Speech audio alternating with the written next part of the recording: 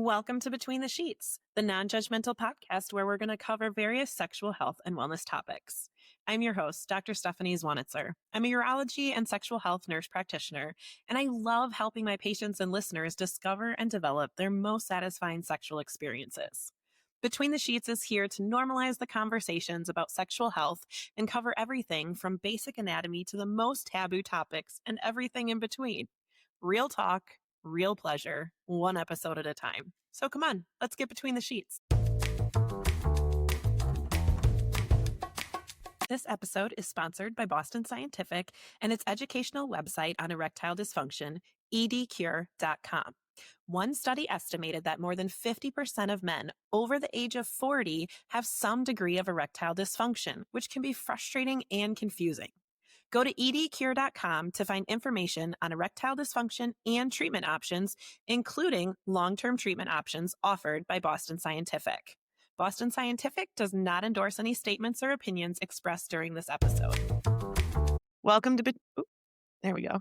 Welcome to Between the Sheets, everybody. I'm excited to have you back today. We have Lori Youniss on with us today. She is a sex educator and a sex coach. She helps really women just burst through the shame and the stigmas and all these things that hold us back in our sexuality and our sexual experiences. And so I am so excited. Lori, thank you for being here today. Of course, I'm very excited to be here. Yeah. And you're based in the Washington, D.C. area, right? Yes, I am.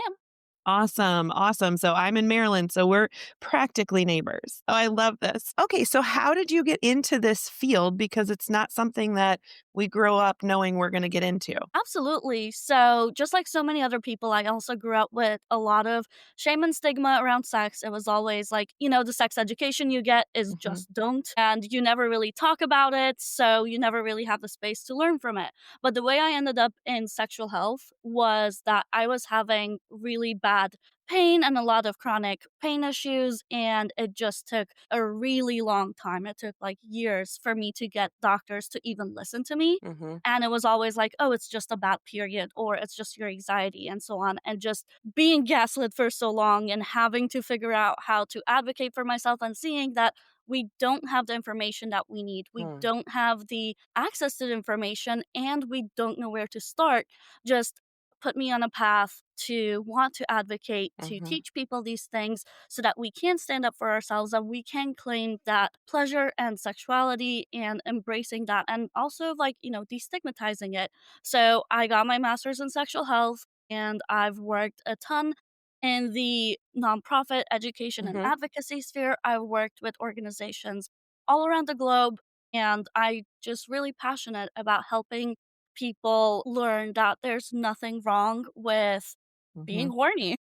Right, right, exactly. Yeah, it's very similar how I kind of got into my niche here. My job kind of led me into urology and sexual medicine. And you're right, the lack of education, the too much shame and taboo surrounding it, the, whispered conversations. It's like, no, let's figure this stuff out. Let's shout it from the rooftops. Let's make people understand that there's no shame involved in this. And so I'm right there with you. I think it's fabulous that you found this niche. And I think it's wonderful. Tell me about when you're working with your women, how do you kind of help them break through these stigmas? Are they coming to you because they're ready for a change and they want to have better sex? Are they coming to you because they're feeling bad about certain things? Like, where are you finding women?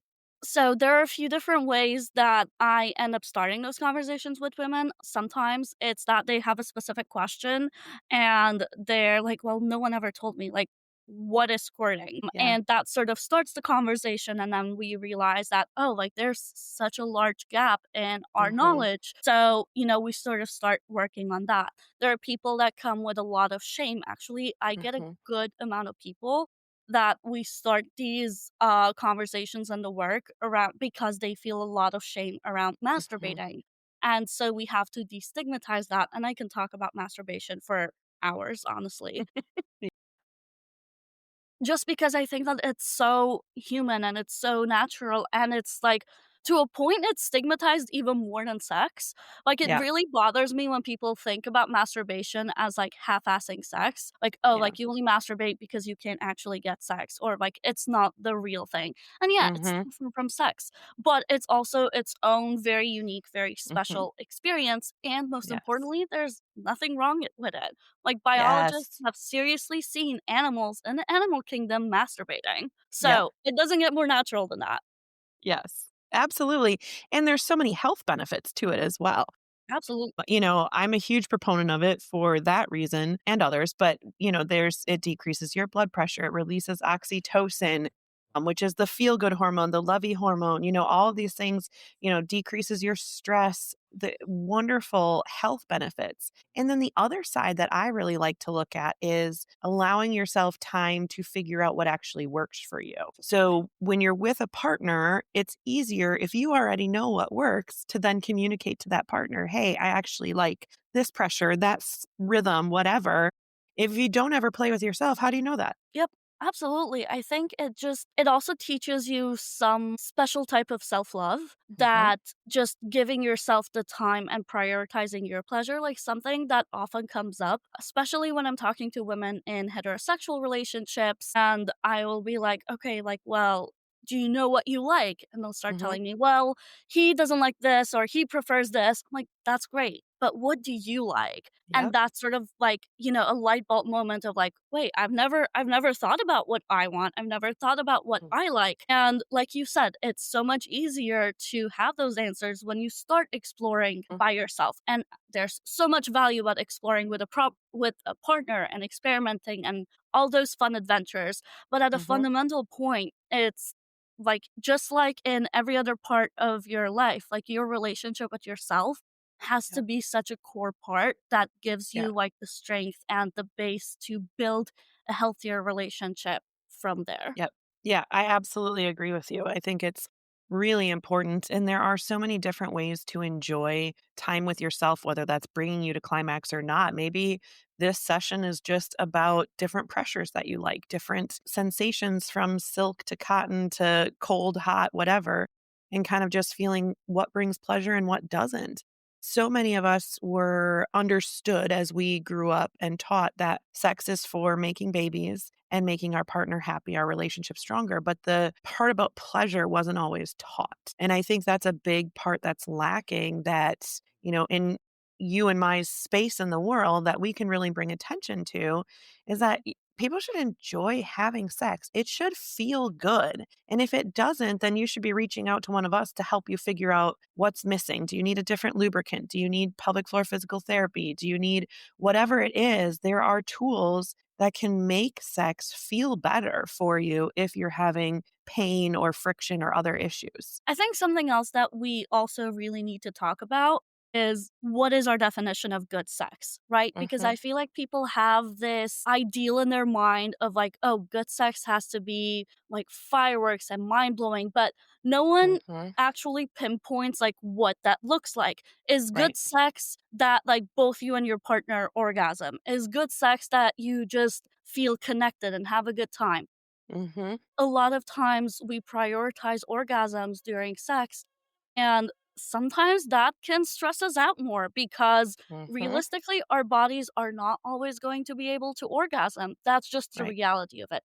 Sometimes we're way too tired, sometimes we're just not feeling it. Sometimes you can do everything right. You can do everything the exact same way you did last time when it worked amazing, and it's Mhm. just not going to happen. And that's okay. And putting that Yeah. expectation on yourself that everything, like every sexual encounter has to end in an orgasm or it's not good sex, is just setting ourselves up for failure. And the Yeah. reason most people don't recognize that is because no one ever talks about these things. When Correct. the only exposure to sex is porn or the internet, then you're just filling your head with these unrealistic expectations of what Mm. it should look like and what it should feel like when that's not the reality of most people's experiences. Right. And along that same line is that good sex is penetrative sex. That's Yes. what we're taught too. And that's not necessarily true. You can have fabulous sex sessions that there's no penetration involved whatsoever. Oral sex, mutual masturbation, make a great makeout session. There's all these other ways to be intimate that PNV doesn't have to equal sex for everyone or for every session. Even if you are in a heterosexual relationship, it doesn't have to be penetrative sex every time. And I think that's such an important thing. And I love one of the things that you focus on is figuring out pleasure and then communicating with your partner. Talk to me about how do you work with the women to expand their vocabulary, to get ready for these conversations, and then to have them with their partners? Sure. So I think the fundamentals of being able to communicate is you need to have the knowledge. So we have to fill in those gaps. And the second thing is you need to feel comfortable and confident in being willing to advocate for yourself. We're all Hmm. still working through shame. We're all still like, we're not, I'm a sex educator. I don't always feel confident in bed. Sometimes I feel like, what the hell am I doing? Yeah. But all of these things and knowing that it's okay to have these conversations and you need to have these conversations. I think it's Hmm. such a big hang up to convince people that it's like you're supposed to talk about it and the sex isn't going to be good unless you talk about it. Because what I like is probably not what you like and what you like might Hmm. be a major trigger for someone else. So how are you supposed to know? Our bodies are all so different from one another Hmm. and we do need to sit down and have that conversation. And it's also like, especially if you're in a long term relationship, if you're Hmm. not letting them know that, hey, this isn't working for me, then what are you going to do? Are you going to spend the Right. next 10, 20 years of your life just faking your orgasms? Which is, yes, Hmm. which is what a lot of people decide to do because Yeah. they just have never been taught an alternative. Hmm. And it's like, I try to joke that, like, I sometimes talk to couples and they're like, "Wait, how do you want me to talk to my husband about sex? We've only been married for 12 years." And it's, like, it's really sad, I think, because it's a real Yeah. injustice to what we can actually embrace in our lives. Like, sex is Hmm. one of the very few areas as adults where we can still have play. Yeah. And and I think, like, shifting the focus of sex from performance to play Mhm. is life-changing. It Yeah. will really take out a lot of that pressure of this is how it has to be, or this is Mm. like, this is how I have to look, this is how I have to sound. And it's just, honestly, you and your partner just rolling around and having a good time. Like, Mhm. there have been times when we're like, okay, we're gonna have sex. And then we don't end up doing any of the things that we've talked about doing that we've wanted to do. And like you said, we just end up making out. And that still Yeah. feels so connecting and so like intimate because our priority was like spending time with each other and having that connection Mhm. and having that alone time instead of the specific goal of like, well, we both have to orgasm or we both have to Mhm. orgasm at the exact same time for Yeah. this to work. And it is a skill. Learning to talk about it with your Mhm. partner is a skill. Yeah, I mean, especially for anyone that grew up in a purity culture type home, that it's very difficult to call the body parts by their right name, Mhm, to talk about sex at all, and then to get into, hey, I'd actually like to try X, Y, and Z.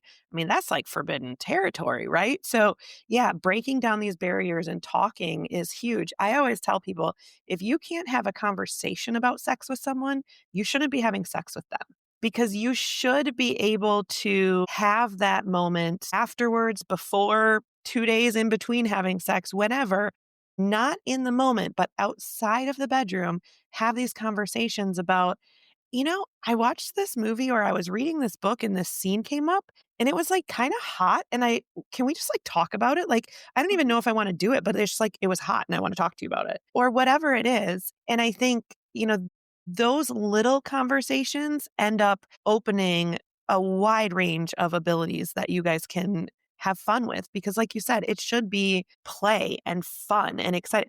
I mean there are times where because my little ADHD brain will like have a thought in the middle of something and I'll like lift my head up and be like, "Hey, remind me about this later." And then you just like go back to activity. Like, because I know it's a fleeting thought, but I need to get it out. And at least my partner knows that that's just me and I just need to do that. And it's not disrespectful or taking away from sex. It actually helps me focus better because I can say that thought out loud and then I can get back in. And so, yeah, if you can't talk to your partner and openly laugh about sex when weird body noises happen or whatever, like you're doing yourself a disservice because that intimacy is amazing. Absolutely. And I think you hit on such an important point there when you talked about, seeing something or like having a specific fantasy and being able to share that with your Mhm, partner. And that doesn't necessarily mean that y'all actually have to do that. It mhm, can just talking about that can be exciting and it can be hot and it can bring you guys closer.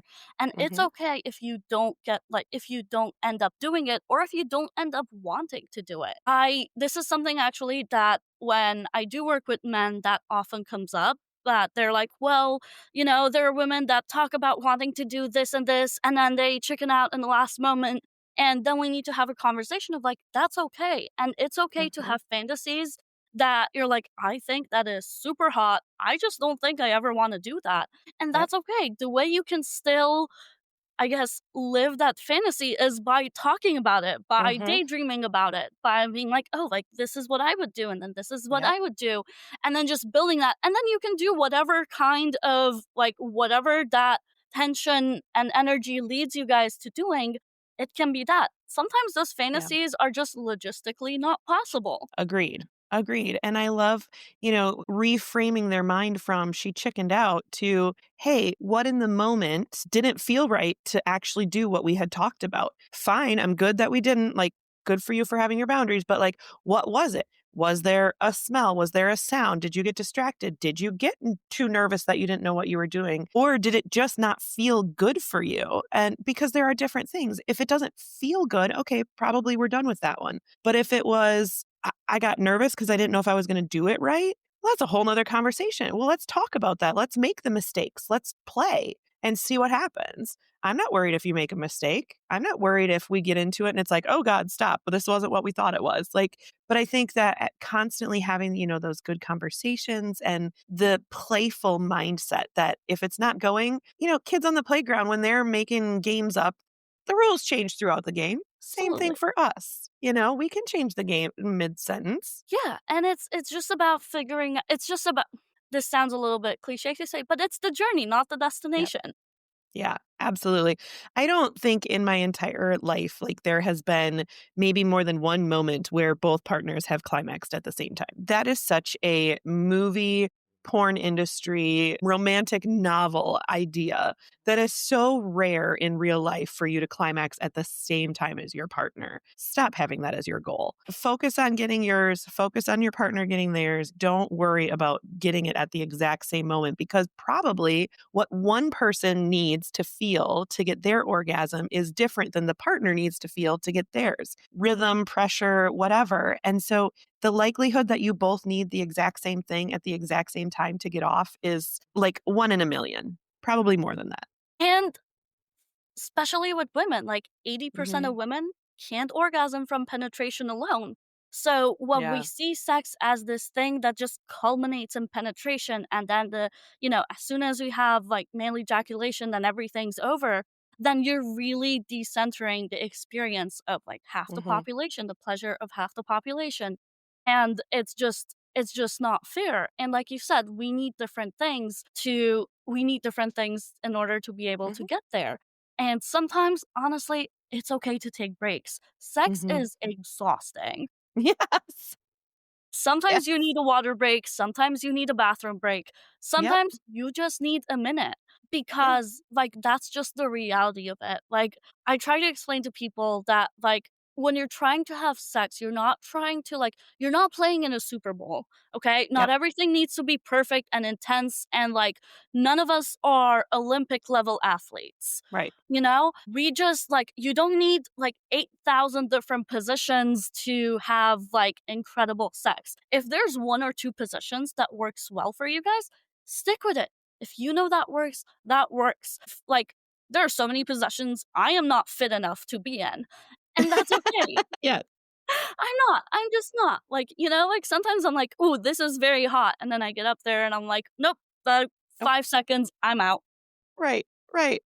Or you bend my leg, "Oh god, my hip doesn't go that way anymore," or "My fat Yep. roll got in the way, and that's not comfortable, I can't breathe," or whatever. Similarly with unrealistic expectations Mhm, is, I think, especially with even in, like, TV shows and stuff when they mhm. cut to the moment right after sex where they just, like, crash on the mattress and everything's, like, amazing and they just, lay there in total bliss. Like, that's not what's actually happening. Like, No. we're all, like, scrambling for the paper towels, throwing away the Yep. condom, like, making sure, like, there's so many moments when, like, "Oh, this was great," and then I have to be like, "Shoot, I have to get up and pee." Yes. Because honestly, that's one of, like, the most, like, unrealistic things, like, I wish I could change about sex. Like, I wish I had a bigger window where I could Right. just lay down for a few minutes and just enjoy that moment and that intimacy before we Yeah, have to do, like, all the logistical stuff, but right. that's just the reality of it. During sex, you also run into the same thing. Pausing to put a condom on sometimes can be a bit awkward. Like, it Yeah. is creating this pause. It's not going to create that continuity that we just expect to have there. And Mhm. instead of making that more awkward, you can lean into it. You can either help your partner put the condom on, or you can just, like, maybe play with yourself, or like do one of Mhm. the million things you can do, because it is meant to be playful. It is meant to, like, it is just meant to be in the moment and be Yeah. silly. One of my favorite things to do about sex during sex is just laugh. It Yes. strengthens the intimacy between the two of you.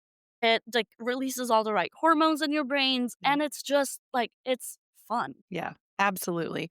And I love that you're saying about, kind of just incorporating what you need and making it a part of it. That's one thing that I talk to my patients about as well, especially my guys who are dealing with erectile dysfunction, who need time for medicine to kick in, things like that.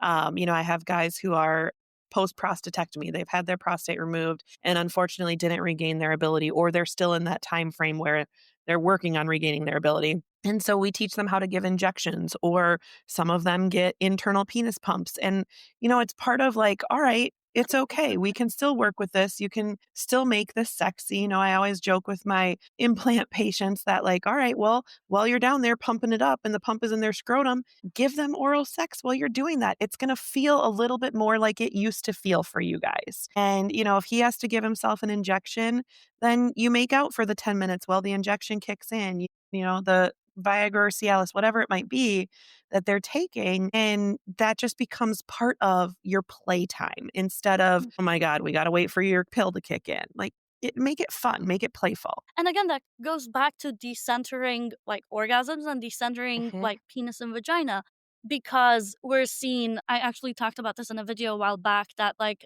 I really don't like talking about foreplay because it just implies that everything except penetration is not, like, real sex. And once Yeah. we realize that there are so many other things that count as sex, then you realize that it doesn't have to, like, you don't have to last like 15 minutes Yeah. for it to be good sex. Like, I personally, something that I try to teach people is that, like, it's okay if you don't last that long. It's Hmm. okay if you come right away, because you know what? There's so many other things you could do. And personally, I prefer that someone, like, comes when they feel like they need to, Hmm. and then, like, we're still able to feel connected and feel close to each other, Hmm. as opposed to you, like, I don't know, staring at the ceiling trying to think about, like, a sandwich Right. just so you last longer, because that's going to create more distance between us, and Hmm. that's the exact opposite of the goal, like, of having sex. Yeah. And along that line, too, we also have this preconceived notion that sex is supposed to last a long time. It's not. The whole session maybe, but, physically, men tend to climax between 5 and 7 minutes. Women take longer, 14 to 21 minutes, for a typical orgasm. So you need the entire session to be complementary. And I think, I'll have guys come in for premature ejaculation and I'm like, "Okay, well, how long from point of penetration to climax?" And they're like, "Oh, like 5 minutes." And I'm like, "Do you you realize that that's good. Like, that is not premature. Stop watching porn. Stop watching these movies where they have marathon sex. It's not reality. They can take breaks and cuts during their filmmaking that you don't get to take during actual sex. And so 5 minutes is not necessarily a bad thing, especially if you are doing the making out and the rubbing each other, the massages, and the other activities that are outside of penetration.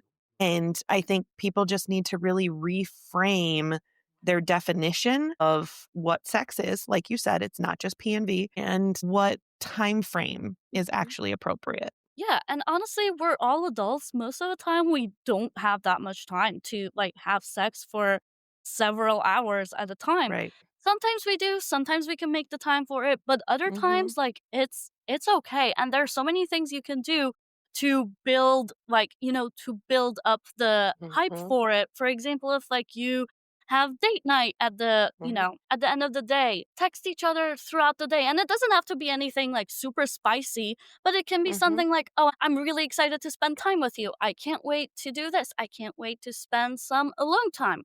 Mhm. And it's just like we all have so much going on in our lives. And especially with technology and the constant news cycle and everything that's going on, Mhm.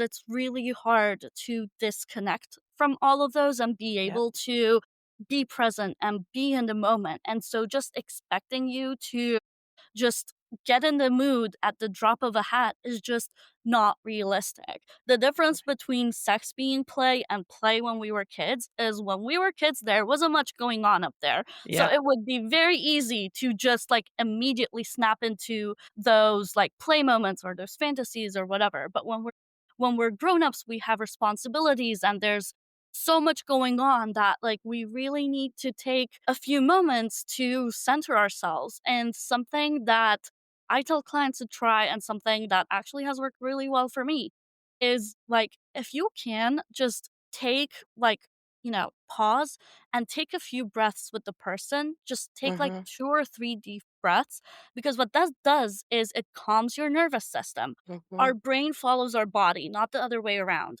So, when we do relax, when we do slow down, it also helps our brain slow down from everything else that has going on, brings us connected to that moment, and it will make it more realistic that we can Mhm. actually be in the moment. Yeah. Absolutely. I totally agree with you. One of the things that I talk to about patients is not necessarily needing to apologize for things during sex, that you shouldn't feel bad because you need something or whatever. What are some of those things from your perspective that you're like, you should not have to apologize for that? That's just you and how you are. And we need to just communicate those things versus, sorry, I need this. Yeah, I think one of the things we already touched on was needing a break, Mhm. needing something to be done differently. For example, something that tends to come up is that, like, like he does it this way, but I don't want to tell him that that's not working Mhm. because, I don't want to hurt his feelings. And that's the thing, like, sex shouldn't be an ego game. Like, it's okay if you Mhm. need something different. It's okay. At the end of the day, you're the one who has the nerve endings. So Right. you might be able to feel where things are. And you do need to communicate that. Like sometimes if you need to, like grab your partner's hand and like move it like Mhm. an inch or half an inch in the right direction, that's not criticism. And it's Right. okay for you to want that. Similarly, Right. it's okay for you to not want sex.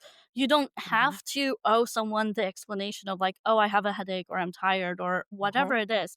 It's okay for you to say that today is just not the day for me.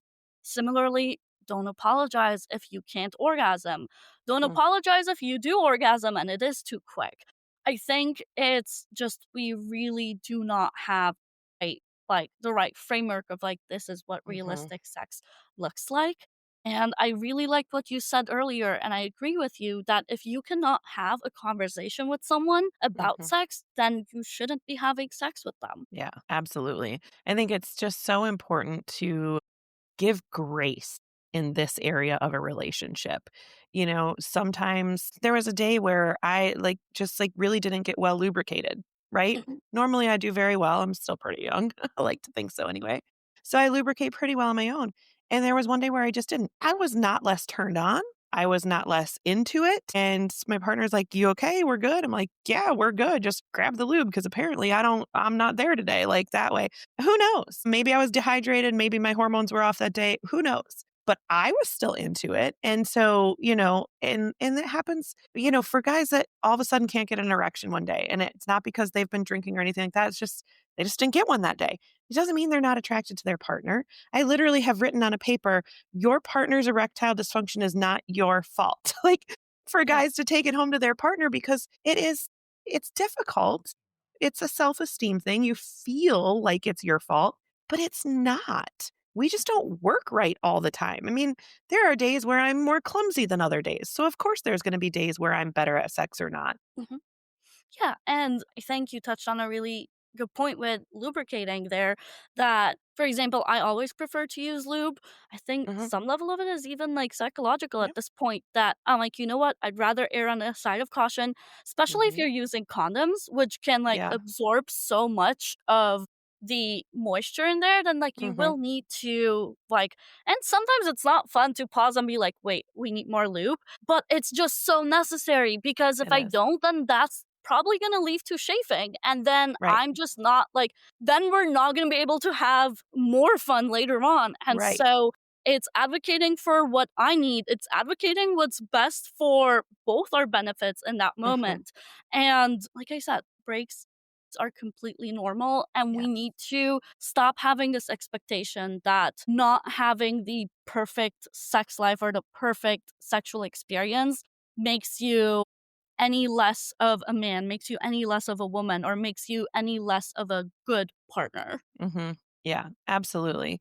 And it is gonna change from day to day, from partner to partner, from phase of life. I mean, I am very different in what I enjoy and what time of day I enjoy it now in my 40s than I did in my 20s, than I did when I was postpartum versus, now, or, I'm gonna be empty nesting soon, different things like that. Like I'm in a totally different phase of life. My desires and frequency and things like that are very different now than when I had toddlers and I was exhausted and I was that. So it's really and communicating that with your partner too, right? Like, hey, it's not that I don't want you or find you sexy. It is, I have been spit up on. I haven't had a shower in 3 days. I have been up every 2 hours for the last 3 nights. Like, if you want me to feel sexy, I'm going to need you to take the baby for a while. I'm going to go take a hot shower. I'm going to do that. These are the things I need to Mhm, be able to be in that frame of mind. A different phase of life or no kids. Maybe you've had really stressful work. Maybe you have a project deadline that you just cannot get out of your head. And okay, as soon as Friday hits and that deadline's done, give me Friday night to calm down and recover. And Saturday night, baby, I'm yours. Like whatever it is. But if you have that communication, you can break through those. Oh, they think it's something's wrong with me. They don't want me today. Well, it's not that. There's other reasons. yeah, and we all have different reactions to like the same input. Some Hmm. people, when they're stressed out, they cannot think about sex or they cannot get in the mood Hmm. like in any way. And then there are some people where stress fuels their stamina. And so again, it goes back to having an open communication with your partner Hmm. and also knowing yourself, knowing what works and what doesn't work for you. And that doesn't Hmm. mean that every time you're stressed, it's going to be the exact same thing. But sometimes like you might want sex as a form of stress relief, but Hmm. you're not going to know that without having that conversation and without giving yourself the grace to explore and experiment and learn those things about yourself. Right. Right. Absolutely. Yeah. I mean, it's just amazing what we can do when we take the time to have the conversations with each other and to give that space during the activity to change our mind and to Mhm. play and to enjoy each other outside of, I have to have an orgasm. You have to have an orgasm, or this wasn't a good session. Yep. I think the way I try to frame this for clients is thinking about it just like we think about hunger and nutrition, that, listen to your body's cues, try to understand what your body's telling you, try to see like what you want in that moment. Like, do you Hmm. want something salty? Do you want something savory? Do you want something sweet? Right now, is it that like you just want you just want something? Is it like, just listening to your body's cues and being in tune with that, which doesn't come naturally. Like it is something that you have to work on. Yep. And I think that, like, in the past 10, 15 years, we've made so much progress in Mhm. destigmatizing mental health. Mhm. And I think now it's time to start destigmatizing sexual health because that is what it is. It is just another component of our overall health. It is what Mhm. makes us human. It is just like, and when I say it is just evolutionary, I don't mean that like the only reason to have sex is procreation, but I mean that it is natural and it is okay to want those Mhm. things. I think one of the ways that I started deconstructing a lot of the shame and stigma around it was when I was a teenager and I was like, masturbating, and there was like all these months and years of shame of like, oh no, I'm Mhm. doing this really bad thing and I'm a bad person, and all of that shame and guilt. And then eventually at some point, I just picked up on the fact that the times when I'm most likely to want to masturbate has like some kind of cyclical pattern with Mm. my period. And that realizing that pattern was kind of what made it click in my brain that, like, oh wait, like if it's related to my period and my period's natural, then like this must also be natural. Yep. And it was, I don't know how I made that connection in my brain, but I think that it was just so life changing. And I'm not saying that I didn't deal with any shame after that. There are times when now I deal with shame. And that's all a part of it, right? That's We're all Mhm. trying to unlearn that, and it's okay if it doesn't happen overnight. You're not Yeah. going to go from I'm scared to talk about this with my partner to here's my deepest wildest fantasy. It's okay if like for the next 6 months all you can do is get from this to like, hey, I think I actually like it, like I like this pressure more than that pressure, right? Mhm. Like it's unrealistic to expect yourself to go from 1 to 100, and you're just not giving yourself enough grace and you're setting yourself up to fail there. Yeah. Absolutely, absolutely. One of the other things that I have seen on your platform that I love that you focus on is consent and safe sex.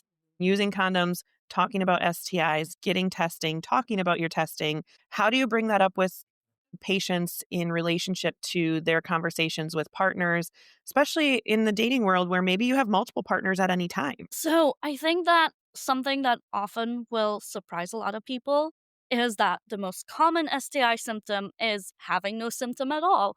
And Mhm. so even if you are in a monogamous long term relationship, you still need to get tested. And this Mhm. isn't to say that necessarily because your partner might be cheating on you. It might just be that sometimes it takes a while for our bodies to show those outbreaks, to Mhm. show those symptoms. And if you're not getting tested regularly, you're not going to know that those things are coming up. And that can lead to more problems down the line. Mhm. And let's say you are someone who's, dating and you have multiple partners, maybe you're polyamorous. And so that becomes even more important to have those conversations because it is so important to like show each other that respect and that love and care, that like, hey, like we know that there are risks related to Mhm. this, and I want to keep myself safe, I want to keep you safe. And part of that is being comfortable having those conversations. If Mhm. I ask someone like, hey, when was the last time you got tested, and their reaction is like, oh, I don't want to talk about that, then I don't want to talk about anything else.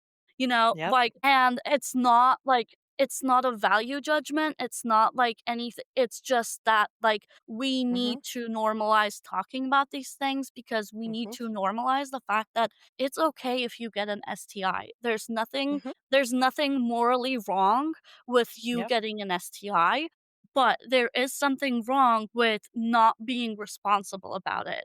There is Correct. something wrong with, like, ignorance is not bliss. And so, like, you're not doing yourself any favors by not getting tested, by not Mhm. talking to your partners about your results. And Mhm. something that I really have liked in the past few years is this movement from safe sex to safer sex. and Mm. recognizing that there are inherent risks when it Mhm. comes to sexual activity, just like there are Mhm. inherent risks with getting in a car, right? Like, you Sure. know that there are chances of you getting in a car crash. Now, there are things you can do to minimize those risks. You can Mhm. wear a seatbelt, you can be careful when you're driving, and XYZ. And that's the same thing with sex. That, like, Mhm. yes, there are inherent risks here. So, how concerned are we about the risk of pregnancy? Maybe you are in a long-term relationship with a partner. Maybe you're at a point where, you know what, we don't mind if like we get pregnant at this point. So that's like a risk that you need to be less concerned about Mhm. mitigating versus, let's say, let's say, like, you're still dating, you're not particularly interested in having kids. Then okay, then that should be like slightly higher and on your priority list of Mhm. like, okay, what do we do to make sure that we're mitigating that risk? And same Mhm. thing with STIs. Maybe if you've both just recently been tested and you haven't been with anyone else, and like, okay, maybe in that situation not using a condom might be relatively safer Mhm. than in other situations where you just don't want to use a condom. And I think I talked about this in a video recently, that it's okay to not want to use a condom. Mhm. It's just about being responsible about it, having the important conversations, being on the same page Mhm. about the risks. And it's like, if you want to plan that, okay, you know what, like, this is great, but we really want to try having sex without a condom, then great. Both of you make an appointment, get tested. Mhm. And that way you're still, you're not taking away from the experience. You're still going to be able to have that experience. Mhm. You're just trying to be as responsible as possible about it. Yeah, I love that. It really is important to be responsible. And, you know, several STIs can be fixed with quick doses of antibiotics, no big deal, and no long-term effects. If you get tested early, if you get caught early. Even something as simple as chlamydia or gonorrhea, which is very easily treated, has long-term fertility effects, pelvic inflammatory disease, different things associated with it if you don't get it treated right away. So it is important, not to mention you can spread it and those kinds of things, but for you own as your own person. So I also agree that getting tested regularly is important. There are also certain things that we don't really consider them as quote unquote STIs, but they're more common in people who are sexually active. So bacterial vaginosis for women, ureaplasma UTI, mycoplasma UTI, they're not in the same category as, chlamydia and gonorrhea, but they are still things that happen if you are sexually active. So, and those are regardless of whether you have the same partner or not, you know? And so it's like, yeah, even if you're in a monogamous relationship, you still need to get tested. And if you do test positive for something that is not treated right away with an antibiotic, for example, HIV or herpes, syphilis needs a longer term treatment. Those are things that you need to communicate with future partners and mitigate your risk and mitigate their risk as well. So I'm a huge proponent of not only getting tested, but having those conversations. I love that you talk about condoms. And I think that that's one thing in the dating world. If you, whether you are the penetrative partner or the receiving partner, if condoms are important to you, then you should have some because Mhm. it's not always the penetrating partner's responsibility to have that. If you are going to want to require your partner to wear one, have some in your bedside table, have some in your purse, have some wherever. And don't, if that's going to be a hard stop for you, then make that available. And if the partner is not willing to do that, then they're not somebody that you have sex with. Yep, absolutely. Yeah, I think it's a lot simpler than we allow it to be, right? We think, Yeah. "Oh, well, maybe just this one time," or "He is a really nice guy." She says she doesn't sleep around. Okay, but what makes you comfortable? If wearing Mhm. one makes you comfortable, using one makes you comfortable, and the partner's not willing to do that, just don't have sex with them. That's okay. Be like, "Hey, thanks. This was great, but this is a hard stop for me. So, see ya." Yep. Yeah, Yeah. and that goes back to learning how to communicate and learning how Mhm. to advocate for yourself. And it's hard. Like, we need to Mhm. recognize that it's hard to say no. To it's it's hard to, especially as women, sometimes it can even be dangerous to say no. And Mhm. so it's important to talk about how to go about those Mhm. conversations, how to make sure that you're going to be safe in those Mhm. situations. I think something that I try to talk about, and this is my soapbox, and my friends are so tired of hearing me talk about this, but I think learning to improve your sex life gives you so many transferable skills. transferable skills that will Mhm. make you a better person in other Mm. areas of your life. Learning to say no, learning to advocate for yourself, learning what you want, learning what you need, learning how Mhm. to communicate with people. All of these things are important life skills. Yes. And it's just one of the many ways that our sexual health is a holistic part of our Mhm. overall well being, and it needs to be treated as such. Yeah, I absolutely agree. I love your perspective on these topics today, and how you approach things is absolutely amazing. So, I want our listeners to be able to work with you. Tell us what you offer, how they can find you, where they can be in touch. Yeah, so you can find me on Instagram. My handle is Your Best Intimacy. And I do coaching for mostly women, but I also work with couples and men. And I'm just here to help you learn all the things you wish you knew about sex and help you really build that best intimacy that you can have because you deserve that. You deserve pleasure and you deserve a fulfilling sex life. I love that. What a great way to wrap up. You deserve it. Yes. Thank I you for love having me, that. Stephanie. Yes. Thank you for being here. What a great conversation, and so many amazing points on today's conversation. So maybe you guys should go back and listen to it one more time. Have a great day and a great week. Everybody go have some fun between the sheets. Bye. Thank you for joining us and exploring sexual health topics here on Between the Sheets. New episodes are available every Wednesday. Please subscribe and rate our podcast so we can reach more listeners. And don't forget to tell your friends, partners, and anyone who will listen about Between the Sheets. Send any comments, questions, or stories to podcastbetweenthesheets@gmail.com. It's all one word, podcastbetweenthesheets@gmail.com. Thanks for listening, and go have some fun between the sheets.